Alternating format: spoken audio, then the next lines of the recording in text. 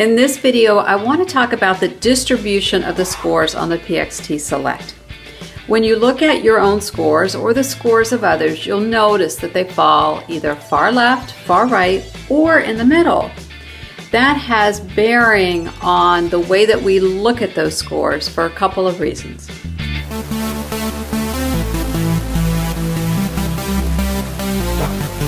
First, let's look at the distribution of the scores so that we can put it in the context of why it's important. Think about the shape of a bell curve that's laid across the range of 1 to 10.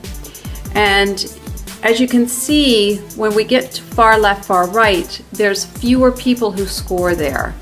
Only 2.5% of the working population, as an example, would score far left, far right. And then as we go towards the middle, we get a higher concentration of distribution. So that's important because when we have a score, again for ourselves or for somebody else, that falls in that very pronounced outside range, it means that the trait will come out more frequently. It will be stronger when we see it. It will be less likely to shift or to change to the other style because it's just more pronounced, sort of dug in, if you will. For any scores that fall in the middle, there's a greater likelihood and a higher amount of ease for that individual to flex those muscles, to shift a little left or a little right, depending on the situation or depending on the individual that they're speaking to.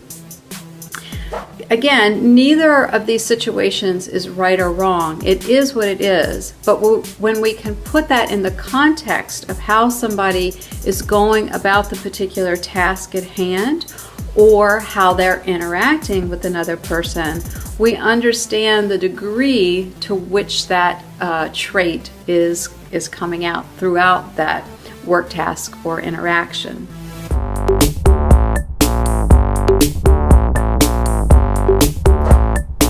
Let's look at an example so we could see how this would play out in real life. For instance, the decisiveness scale.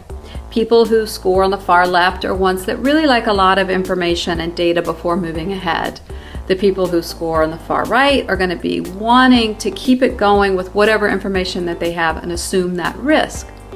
Imagine two people on different ends of that scale trying to work together to make a decision within the same parameters and the same timeline. It could be very frustrating. One wants to say, wait, we need more information, and the other's like, we need to keep this going.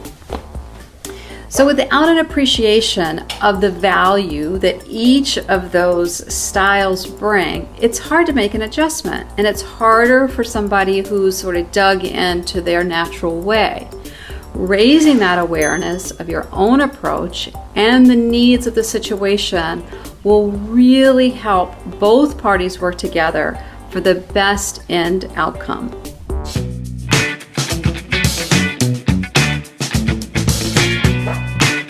As I always say, there's no right or wrong or good or bad, but how pronounced these traits are will make a difference for how the person comes into the situation. So keeping that in mind will help you understand more about the individual and how to improve communication.